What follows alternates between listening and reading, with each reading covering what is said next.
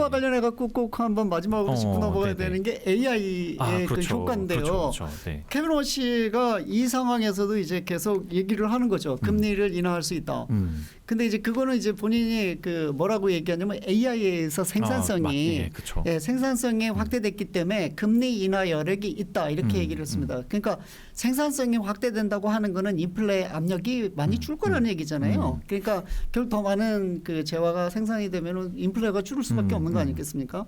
그러니까 관세 효과는 일시적이기 때문에 차츰차츰 사라질 거고 그 다음에 이제 그 AI에 의해서 생산성이 높아질 거다 이렇게 얘기를 지금 하고 있는데 이거와 관련해 갖고 지금 현재 아까 말씀하신 대로 연준 이사들은 다 다른 얘기를 하고 있거든요. 그렇죠. 다른 오히려 네. 그거보다는 AI에 대한 과잉 투자 등 해갖고 개인들의 소비 등등 또 주식 시장이 많이 올라와 가지고 그거에 대한 자산 효과 기타 등등 하면은 지금 상황이 이게 오히려 약간 그 유동성 쪽에서 인플레에 더 안 좋은 영향을 미칠 가능성이 높다. 그렇게 되면 현재 케빈 워시가 좋아하는 그 테일러 룰 중앙은행이 이제 앞으로 테일러 룰을 약간 준칙주의적으로 하는 게 맞지 않냐. 그리고 투머치 이렇게 너무 많이 얘기하지 말아라. 데이터 해석 얘기하지 말고 그냥 기준에 의해서 좀 이렇게 통화 정책을 했으면 좋겠다. 그리고 너무 많은 소통하는 걸 별로 좋아하지 않아서 이제 아까도 얘기했듯이 포워드 가이드런스도 싫어하고 그랬는데 이제 이분이 앞으로 어떻게 할지 모르겠지만 기본적으로는 AI를 핑계대고 있지만 이제 AI에 대해서 시각들이 다른 연준 의사들은 이렇게 생각하거든요. 거꾸로 이게 지금 AI로 인해 가지고 약간 더 돈이 이렇게 이 과잉 투자 이렇게 하면서 이 전체적으로 유동성에 문제가 있는 것 같다. 그래서 인플레에 더 영향을 갈 것 같으니까 현재의 금리조차도 중립금리가 올라갔다고 생각합니다. 중립금리 소위 인플레를 유발하지 않는 금리가 올라와 있기 때문에 현재의 금리도 지나치게 낮다. 그렇기 때문에 오히려 이 상황에서 금리를 올려주는 게 맞는데 이걸 동결하고 있는 거는 사실상 통화 완화 정책이나 마찬가지다 이렇게 얘기를 하고 있거든요. 네. 그러니까 저희는 지금 이제 굉장히 관심 있게 봐야 되는 게 지금 많은 분들이 지금 이제 아까 처음에 우리가 시작할 때 모두에 그런 얘기 했잖아요. 미국 시장하고 다르게 이 디커플링이 일어나서 그러니까 지금 많은 분들이 이 시점에라도 삼성전자, 하이닉스 사야 되냐.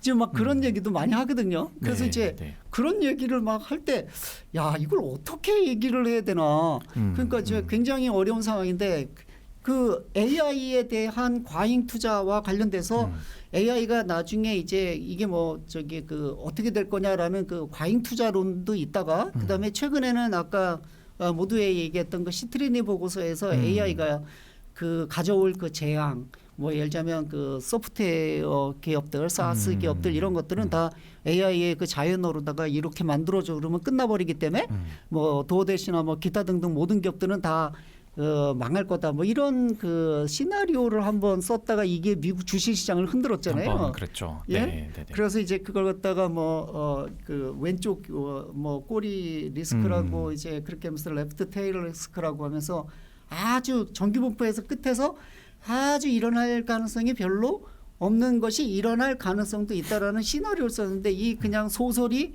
갑자기 현실화되면서 거기에 거론된 많은 기업들이 주가가 떨어지고 그랬거든요. 근데 저는 사실 AI와 관련돼서는 그렇게 생각합니다. 그런 확률이 일어날 가능성이 있다 없다 그러면 일어날 수도 있겠죠. 그렇지만 만약에 일어난다 그러면 그 보고서가 하나를 더 좀 약간 더 자극적으로 했으면 그렇게 굉장히 드문 레어한 현상이 일어날 수 있는 뿐만 아니라 가능성이 있을 뿐만 아니라 그거는 이제 패테일 오히려 그게 더 생각보다 일어날 가능성이 높다.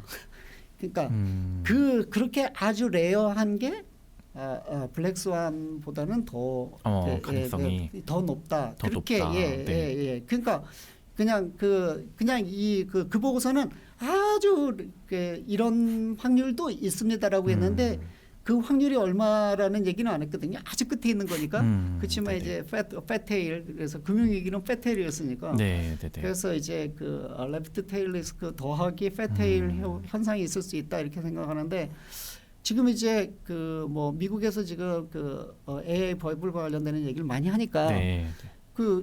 그런 얘기를 안 해줄 수는 없지만 한국의 경우에는 삼성전자, 하이닉스가 이제 그 물론 이제 현대자동까지 이 세 개 주식이 이제 이 회사가 지금 주식을 리딩하고 있는 네, 상황인데 이거에 지금 막 들어가도 되는 거냐 막 뒤늦게 막 이런 사람들이 많아요.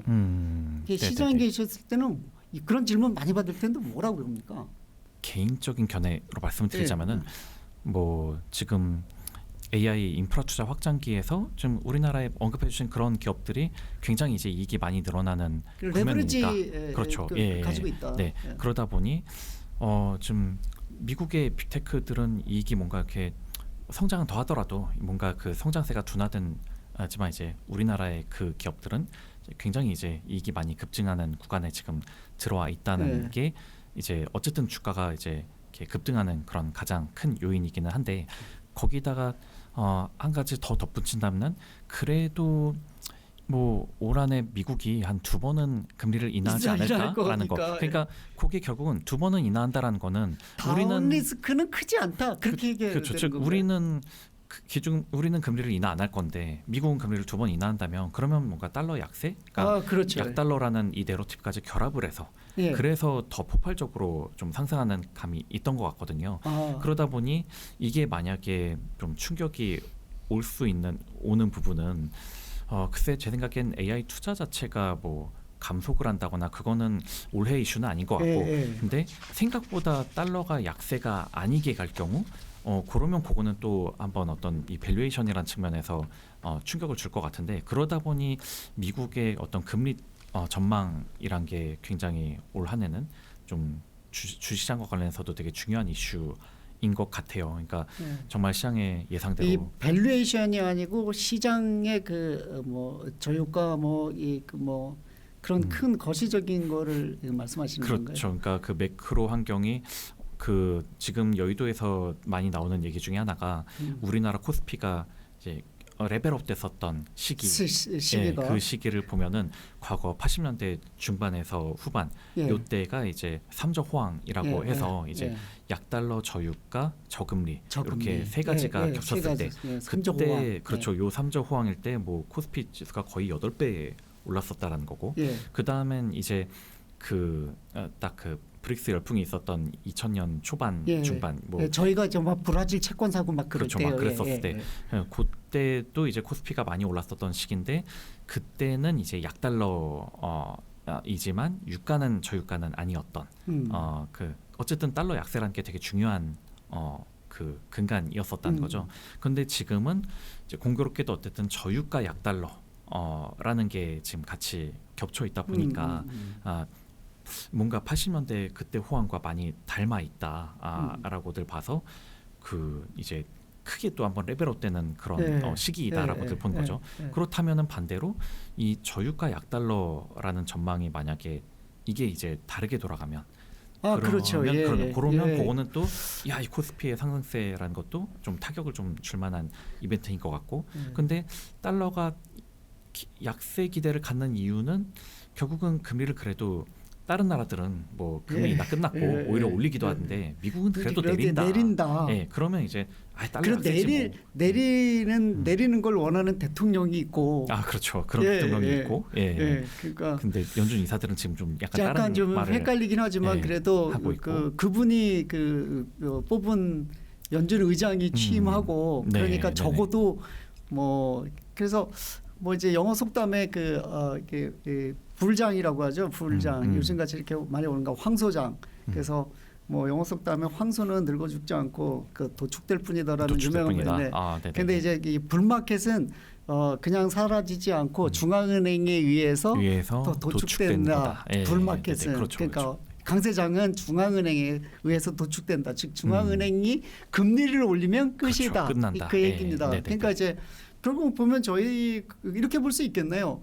지금 뭐 삼성전자, 하이닉스 뭐 이런 거 사야 됩니까? 이럴 때는 이거는 얘기하기는 어렵지만 한 가지 미국 연준 내에서 뻔한 스탠스는 아니다. 그렇죠. 예, 그렇죠. 그죠. 네, 예, 네. 그러니까 그렇기 때문에 이 시장 자체는 리스크가 있다. 그러니까 뭐 이게 지금 아까 말씀하신 대로 뭐 트럼프 대통령이 있고 뭐 금리 인하를 뭐 좀 약간 생각을 하고 AI를 핑계대면서 금리 인하에 대해서 찬성하고 있는 분이 이제 차기 의장으로 가긴 하지만 네, 네. 다른 이사들이나 또 통계를 보고 뭐 이렇게 데이터를 다 봤을 때는 아, 미국도 호주처럼 툭가닥 바뀌지는 않겠지만 그러니까. 예, 예, 네. 약간 그런 그 좀 불안감이 있다. 그렇죠. 만약에 두 번 인하를 모두가 생각했는데 인하를 안 한 건 마치 인상을 주고 난 것 인상이죠, 같은 인상이죠. 예, 그런 그 지금 사실 지금 충격을- 현재가 그래요. 맞아요. 그게 바로 이제 그래서 미국 네. 주식 시장이 저러고 있는 거예요. 네, 네, 예, 그렇죠, 인상하에서 저러고 있는 게 아니거든요. 네, 네, 네. 그러니까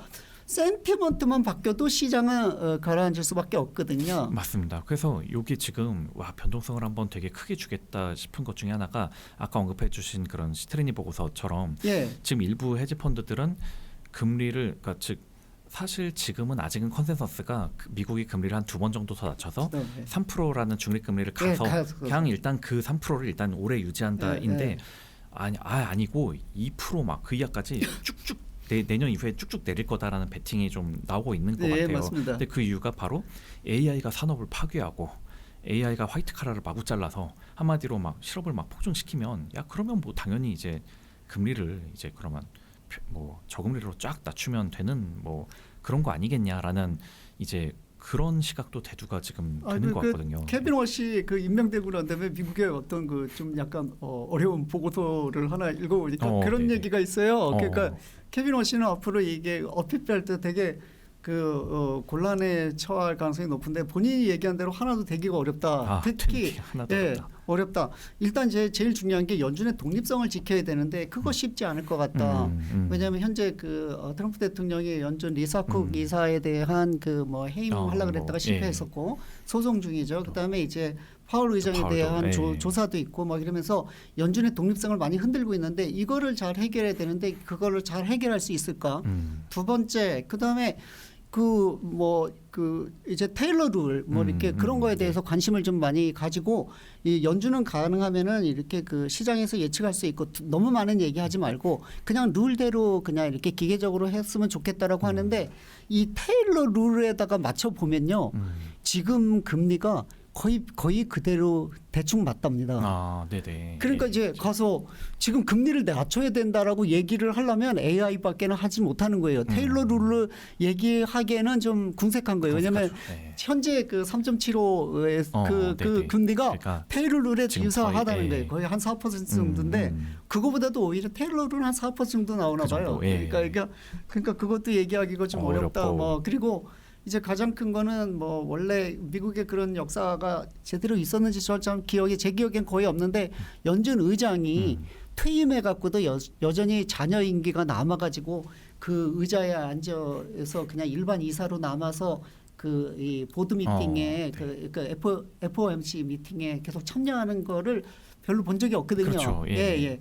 그러면 이제 기존 이분하고의 리더십에 대한 로지컬한 리더십 싸움은 여전히 계속되는데 거기서 이제 본인이 얼마나 많은 그 우군을 거느리고 물론 이 의장이라고 하는 권한이라는 게 한 표밖에 없는 거잖아요. 그러니까 이제 결국은 자기의 논리로다가 사람을 끌어들여야 되는데 현재 지금 연준의 그 다른 그 이사들이 얘기하는 걸 보면 아까 말씀하신 대로 별로 우호적이지가 않아요. 그러니까요. 그러니까 세 가지의 측면에서 굉장히 어려울 거다. 그래서 이 모든 거는 다 트럼프 대통령하고 얼마나 많은 그 깊이 있는 이 얘기를 해서 설득할 수 있는 거에 달려 있다. 이렇게 지금 얘기를 하고 있는데 상원 인준 그 청문회 과정에서도 이 세 가지가 굉장히 중요한 이슈로 들어올 거라고 그렇게 얘기를 하고 있습니다. 현재.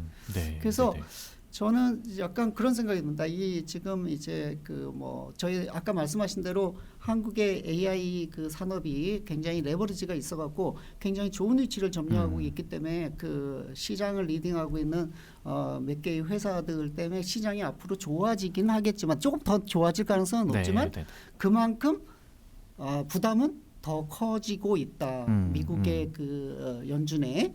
그렇기 때문에 이 어떻게 보면 그런 거죠. 이렇게 그 나만 빠진 거 아니야? 이래갖고 영어로 그 포모라고 하죠. 이게 그렇죠. 나만 그렇죠. fear of missing 예, out.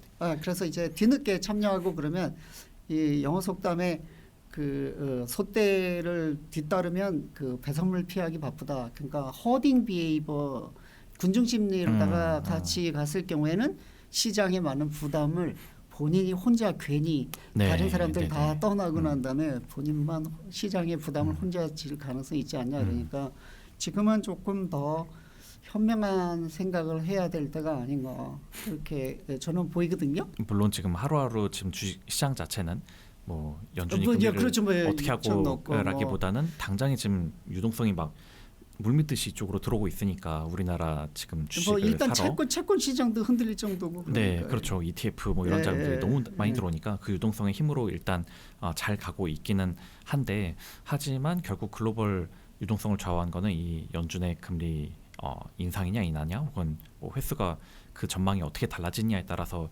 이게 큰 흐름이 움직이다 보니 그러면 이제 그 앞으로 많이 인하할 거냐 아니면은 예상과 반대로 뭐 인하를 안 할 거냐 뭐 이런 거에 대한 하나의 어떤 그림을 그려가 보는 게 이제 나의 투자 의사 결정을 한데 이제 좀 중요한 그런 그 앵커 같은 게 된다고 저는 생각을 하는데 근데 기본적으로 저는 그러니까 뭐 AI가 뭐 해고를 많이 늘리고 산업을 파괴할 거다 뭐 이 얘기들을 하지만 일단 미국에서 그 테크 기업 종사자 비율이 전체 이제 고용인 수준 중에서 한 2% 정도에 불과하다고 하더라고요. 네. 그러다 보니 물론 거기서 이게 해고되신 분들한테는 안 됐지만 2%가 거기서 일단 해고가 나오는 거니까 당장의 어떤 실업률을 확 이렇게 올린다거나 하는 데는 조금 이제 효과가 좀 제한적이지 않을까. 그래서 얼마 전에 그 샘 알트맨이 뭐 그 저기 그 뭐 젊은 애들 굉장히 행운하다 이런 시대에 태어나가고 세계적인 부자가 될 수도 있는데 그랬다가 혼났잖아요. 그렇죠. 지금 확실히 이게 대졸자들은 좀 취업이 잘 안 되니까. 그거는 진짜 AI의 영향이 있는 거죠. 그렇죠. 그거는 지금 분명하게 영향이 있는 그런 부분이기는 하죠. 그런데 이제 물론 이제 그런 데서 오는 이제 그러면 그런 분들이 이제 취업을 못 하니까 또 소비도 못 하고 이런 일은 있긴 하겠지만 근데 당장에는 바로 그 AI 인프라 투자에 따른 병목 그러니까 뭐 전기요금도 막 오르고 뭐 반도체 가격도 오르고 막 이런 것들이 뭐 투자를 할 돈은 있으니까 투자를 마구 뽑는 과정에서 이렇게 그런 그 하드웨어 같은 것들이 이제 자꾸 오르는 뭐 이런 것들은 즉 실업은 그렇게 많이 치솟지 않는데 인플레 압력은 또 오르는 상황을 생각해 보면 이렇게 금리를 빠르게 인하하는 건 좀 쉽지 않은 국면인 것 같고 저도 개인적으로는 굳이 한쪽 편을 들자면 그냥 편하게 2번 인하보다는 뭐 잘하면 1번 혹은 뭐 인하를 못할 수도 있지 않을까. 그렇다면 그것은 어떤 이제 증시가 계속 그냥 마냥 달리기보다는 한 번쯤 브레이크가 이제 밟히는 조정을 받을 가능성이 받을 높다. 만한 그런 이벤트로서 좀 생각해봐야 될 문제라고 뭐 개인적으로는 좀 그렇게 보고 있습니다.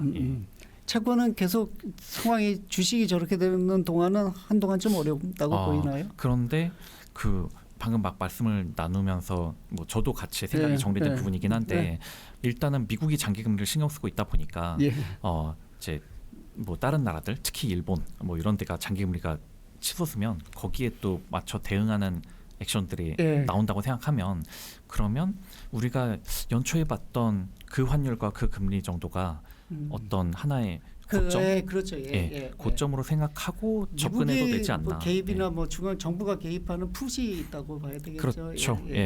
이제 문제는 이제 그런 게 작동을 하지 않는 뭐가 생겨버리면 그러면 이제 그때는 어쩌지 뭐 그건 그때 가서 한번 생각해볼 문제고.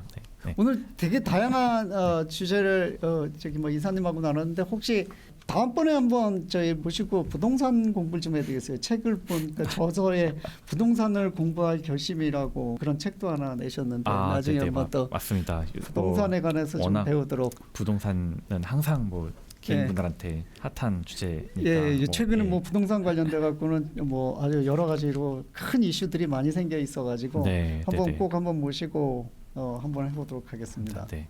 뭐 저야 개인적으로는 이제 현업에 있는 사람으로서 이제 현업의 이야기 그리고 그걸 지금 현업에선 대체로 이렇게 본다라는 말씀을 좀 드렸지만 이제 남편으로 이제 박사님께서는 워낙 이제 관과 학에서의 경험이 풍부하시다 보니까 그쪽으로 관련해 가지고 되게 또 많은 다른 시각도 얘기를 해주시는 덕분에 제가 오늘 되게 많이 배워가는 그런 자리였습니다. 아이고 아닙니다. 네,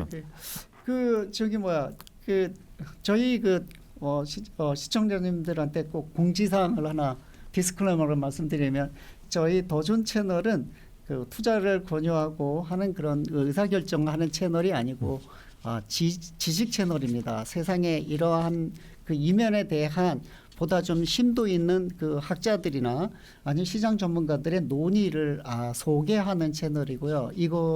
이 채널의 그 의견으로다가 투자하시고 그러시면 안 됩니다. 그거는 말씀드리고요. 오늘 장시간 그 라이프 자산운용에 그 배문성 이사님, 이 배문성 이사님은 제가 모두의 소개를 제대로 못했는데 유튜브 셀럽이십니다. 그 몇십만 명들이 보는 부동산 관련되는 그 토크 쇼의 그 게스트이시기도 하고요. 또 다양한 그 활동을 많이 하셔가지고 아마 유튜브 이렇게 치면은 많이 발견할 수 있을 겁니다. 아주 인기 있으신 분인데 덕분에 저도 많이 배웠고. 또 또 한 번 모셔가지고 부동산에 관한 그 공부를 이제 진짜 한번 해보도록 하겠습니다. 장시간 시청해 주셔서 감사합니다. 유제스의 싱글 레이트였습니다. 감사합니다. 네, 감사합니다. 네.